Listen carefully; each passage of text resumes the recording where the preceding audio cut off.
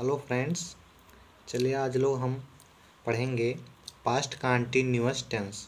पिछले वीडियो में हम लोगों ने प्रेजेंट कंटिन्यूअस टेंस का अफर्मेटिव, नेगेटिव, इंट्रोगेटिव सब पढ़ लिया था। तो जो लोग नहीं देखें उस वीडियो को हम डिस्क्रिप्शन में लिंक दे देंगे, वहाँ से जाके देख लीजिएगा। और चलिए अब इसको हम स्टार्ट करते हैं। तो जो पास्ट कंटिन्यूअस टेंस है, चलिए इसका हिंदी में मतलब हम लोग देख लेते हैं। तो इसका हिंदी में जो मतलब होता है वो होता है भूतकालिक जारी क्रिया। चलिए इसके हम हिंदी वाक्य पहचानने का नियम देखते हैं। जब तक आप हिंदी वाक्य नहीं पहचानेंगे तब तक आप अनुवाद नहीं कर पाएंगे, जान ही नहीं पाएंगे किस टेंस की वाक्य है, तो अनुवाद कैसे करेंगे। तो चलिए हम लोग पहले देखेंगे कि कोई हिंदी वाक्य लिखी गई है तो उसको हम कैसे पहचानेंगे। तो इसका पहचान देखिए, जिस हिंदी वाक्य के अंत में क्रिया का अंतिम अक्षर, जिस हिंदी वाक्य के अंत में क्रिया का अंतिम अक्षर रहा था, रहे थे, रही थी, रहता है, उस हिंदी वाक्य को पास्ट कंटिन्यूअस टेंस की हिंदी वाक्य कहा जाता है। फिर से देख लीजिए, जिस हिंदी वाक्य के अंत में क्रिया का अंतिम अक्षर रहा था, रहे थे, रही थी,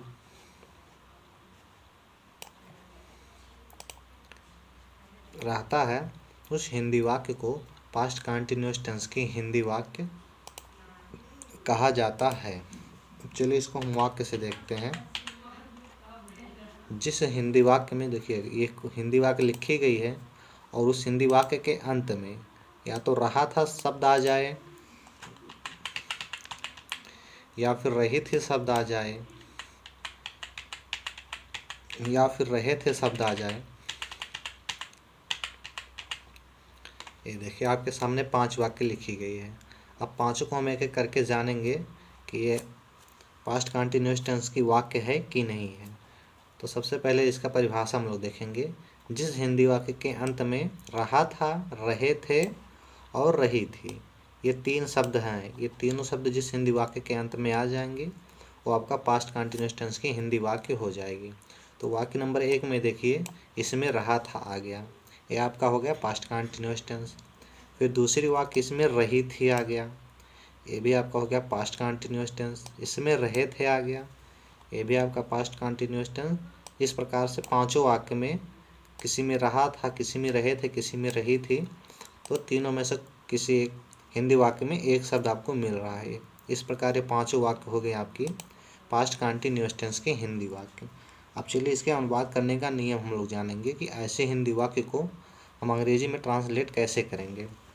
तो ऐसी वाक्यों का अंग्रेजी में अनुवाद करते समय सबसे पहले आपको सब्जेक्ट लिखना है, उसके बाद में फिर आपको वाज या वेयर का प्रयोग करना है, उसके बाद में वर्ब के फर्स्ट फॉर्म में आईएनजी जोड़ना है, उसके बाद में ऑब्जेक्ट, फिर कॉम्प्लीमेंट लिखना है। तो चलिए नियम देखते हैं। उपरोक्त जैसे हिंदी वाक्यों का अंग्रेजी में अनुवाद करते समय आपको सर्वप्रथम सब्जेक्ट लिखना है, उसके बाद में वाज या वेयर का प्रयोग करना है। वाज या वेयर में से किसी एक का प्रयोग करेंगे आप कर्ता के वचन के अनुसार। उसके बाद में वर्ब के फर्स्ट फॉर्म में आईएनजी लगाएंगे, उसके बाद में ऑब्जेक्ट लगाएंगे, फिर कॉम्प्लीमेंट लगाएंगे। अब चलिए इसको हम वाक्य से समझते हैं। जैसे देखिए वाक्य नंबर 1 का अनुवाद हम लोग करेंगे। तो सबसे पहले आपको सब्जेक्ट लिखना है। इसका सब्जेक्ट मैं है, मैं की इंग्लिश होती है आई, तो हम लोग यहाँ लिखेंगे आई। अब उसके बाद में कर्ता लिखने के बाद आपको सीधे वाक्य के अंत से इसका उल्टा अनुवाद करते हुए जाना है, इसी तरफ सीधा ऐसे। तो इसके बाद में हम लोग लिखेंगे था के लिए। तो था के लिए वाज या वेयर में से आपको किसी एक का प्रयोग करना है। यहाँ देखिए वाज या वेयर का में से किसी एक का प्रयोग करना है। तो जब कर्ता आपका सिंगुलर नंबर एक वचन रहेगा और आई, तो आपको उसके साथ में वाज का प्रयोग करना है, यानी सिंगुलर सब्जेक्ट के साथ आपको वाज का प्रयोग करना है। सिंगुलर सब्जेक्ट के साथ आपको वाज का प्रयोग करना है। तो आई आपका सिंगुलर सब्जेक्ट है, तो इसीलिए हम लोग यहाँ लिखेंगे वाज। उसके बाद में क्या लिखेंगे, वाज या वेयर लिखने के बाद आपको लिखना है वर्ब के फर्स्ट फॉर्म में आईएनजी जोड़ के। तो इसमें देखिए क्रिया क्या हो रही है, इसमें जाने की क्रिया हो रही है। तो गो मतलब होता है जाना, तो उसका कंटिन्यूस फॉर्म आप लिखेंगे, यहाँ ING जोड़ेंगे गो में तो हो जाएगा गोइंग। उसके बाद में आपका इसमें क्या बचा, विद्यालय, तो विद्यालय के लिए हम लोग लिखेंगे टू स्कूल। इस प्रकार से ये वाक्य हो गई, I was going to school. अब दूसरी वाक्य का अनुवाद हम लोग देखेंगे, वह अपनी किताब पढ़ रही थी। तो देखिए वह, यहाँ इसमें सब्जेक्ट आपका वह है, वह के लिए ही का प्रयोग भी होता है और सी का प्रयोग होता है। तो हम कब ही का प्रयोग करेंगे और कब सी का प्रयोग करेंगे, चलिए इसको हम बता देते हैं। ही व सी का प्रयोग करने के लिए आपको वाक्य के अंत में जाना पड़ेगा और आपको क्रिया को देखना पड़ेगा कि क्रिया में रहा है, अगर रहा है तब तो आपका ये रहा था अगर आ गया क्रिया में तो ये आपका पुल्लिंग का बोध कराएगा, यानी कि आपको ही लिखना है। अगर रहित ही आ गया तो आपको सी का प्रयोग करना है। तो यहाँ देखिए हिंदी वाक्य में रहित ही लिखा है, इसलिए आप सबसे पहले लिखेंगे सी। तो सी हो गया। और जब आपका जो कर्ता एक वचन है, यानी एक वचन के अंतर्गत चलिए हम आपको बता देते हैं किसके साथ आपको वाच का प्रयोग करना है। तो जब कर्ता आपका ही, सी, इट या किसी का नेम रहेगा और आई, ये 5 शब्द, ही, सी, इट, किसी का नेम और आई, ये 5 शब्द के साथ आपको वाच का प्रयोग करना है। तो इस प्रकार हम यहाँ लिख दिए वाच, सी वाच। उसके बाद में फिर क्या लिखेंगे हम लोग, वर्ब के फर्स्ट फॉर्म में ING जोड़ के लिखेंगे। तो चलिए देखिए इसमें क्रिया क्या हो रही है, पढ़ने की क्रिया हो रही है, पढ़ रही थी। तो रीड मतलब होता है पढ़ना, जब उसमें आप ING जोड़ेंगे तो हो जाएगा रीडिंग। उसके बाद में फिर क्या, यहाँ तक हो गया आपका। यहाँ से आपको उल्टा अनुवाद करते हुए जाना है सब्जेक्ट लिखने के बाद। तो पढ़ रही थी हो गया। अब किताब, और किताब के पहले क्या है, अपनी, यहाँ अपनी पॉजेसिव एडजेक्टिव है। तो जब आप यहाँ अपनी की अंग्रेजी लिखेंगे तो यहाँ कर्ता के अनुसार पॉजेसिव एडजेक्टिव लिखते हैं। तो यहाँ कर्ता आपका सी है, तो जब सी को आप पॉजेसिव एडजेक्टिव बनाएंगे तो उसका पॉजेसिव एडजेक्टिव होगा हर। तो इस प्रकार यहाँ हो गया हर बुक। इस प्रकार इस वाक्य का अनुवाद हुआ, she was reading her book. अब चलिए देखते हैं हम लोग तीसरी वाक्य का अनुवाद, वे अपना पाठ याद कर रहे थे। तो इसमें सब्जेक्ट आपका वे है, वे के लिए हम लोग लगाएंगे दे। तो यहाँ हो गया दे। अभी हमने आपको बताया है कि जब 5 शब्द रहेगा तो आपको वाच का प्रयोग करना है, अगर 5 में से नहीं रहेगा तो आपको वेयर का प्रयोग करना है। तो इसलिए देखिए 5 आपका क्या है, फिर से सुन लीजिए, ही, सी, इट, किसी का नाम और आई, इसके साथ आपको वाच का प्रयोग करना है। इसके बाद चाहे जो आ जाएगा आपको वेयर का प्रयोग करना है। तो इसलिए यहाँ हो गया वेयर। उसके बाद में आपको क्या लिखना है, वर्ब के फर्स्ट फॉर्म प्लस ING लिखना है। तो हम लोग सब्जेक्ट लिख लिया, वाक्य के अंत में सीधे चले जाएंगे। अब यहाँ हम लोग थे की अंग्रेजी लिख लिया, अब याद करना की अंग्रेजी लिखेंगे वाक्य के अंत से, याद कर रहे। तो लर्न मतलब होता है याद करना, जिसमें ING जोड़ेंगे तो उसका मतलब हो जाएगा कर रहे। तो इस प्रकार हो गया लर्निंग।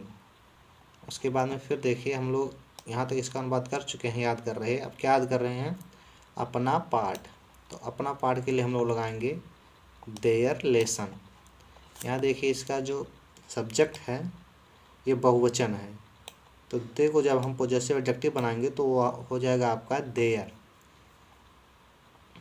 अब चलिए हम लोग चौथी वाक्य का अनुवाद देखते हैं, हम मधुर गीत गा रहे थे। तो सबसे पहले आपको सब्जेक्ट लिखना है, सब्जेक्ट इसमें है हम, तो हम के लिए आपको लिखना है वी।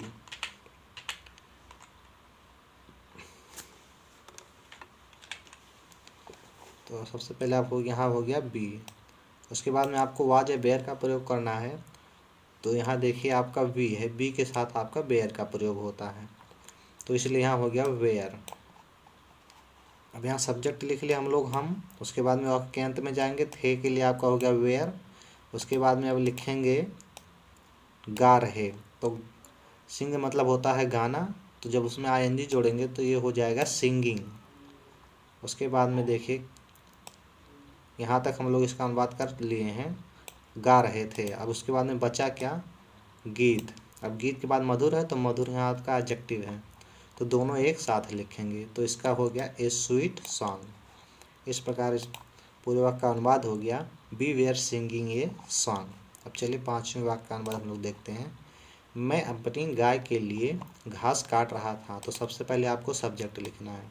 सब्जेक्ट इसका मैं है, तो मैं के लिए आपको आई का प्रयोग करना है।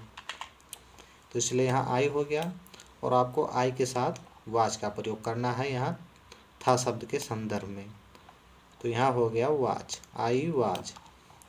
अब आपको देखिए यहाँ था हो गया। अब इसके बाद आप काट रहा, तो काट रहा के लिए आप लगाएंगे रीप, मतलब होता है काटना। उसमें जब आईएनजी जोड़ेंगे तो हो जाएगा रीपिंग। अब उसके बाद में यहाँ तक देखिए हम लोग यहाँ तक कर चुके हैं। उसके बाद में फिर अब आप करेंगे यहाँ से घास, तो घास के लिए लगाएंगे द ग्रास। तो आई वाज रीपिंग द ग्रास, ये यहाँ तक हो गया। उसके बाद में फिर यहाँ गाय के लिए, और कैसी गाय के लिए? अपनी गाय के लिए। यहाँ अपना भी पॉजेसिव एडजेक्टिव है, तो उसका हम लिखेंगे फॉर माई काऊ। यहाँ जो पॉजेसिव एडजेक्टिव है वो कर्ता के अनुसार लिखा जाएगा हमेशा। तो यहाँ कर्ता आई है, जब आई को पॉजेसिव एडजेक्टिव बनाएंगे तो उसका बनेगा माई। और यहाँ फॉर शब्द आपका आया है यहाँ के लिए शब्द के संदर्भ में। तो इस प्रकार ये वाक्य का अनुवाद हो गया पूरी। I was reaping the grass for my cow. चलिए अब हम आपको थोड़ा नोट्स बता देते हैं कि आपको किसके साथ वाज का प्रयोग करना है और किसके साथ बेयर का प्रयोग करना है। तो यहाँ देख लीजिए, जब कर्ता आपका एक वचन कर्ता रहेगा, एक वचन कर्ता के अंतर्गत ही, सी, इट या किसी का नाम, और उसके बाद आई के साथ आपको वाज का प्रयोग करना है। यानी एक वचन कर्ता ही, सी, इट, नेम तथा आई के साथ वाज का प्रयोग किया जाता है। और दूसरा जो इसका नियम है वह है बहुवचन कर्ता। बहुवचन में वी और दे के साथ आपको बेयर का प्रयोग करना है। इस प्रकार ये वाक्य आपका पूरा हो गया। प्रेजेंट पास्ट कंटिन्यूअस टेंस का अफर्मेटिव सेंटेंस ये पूरा हुआ। अब अगले वीडियो में हम लोग इसका नेगेटिव सेंटेंस पढ़ेंगे।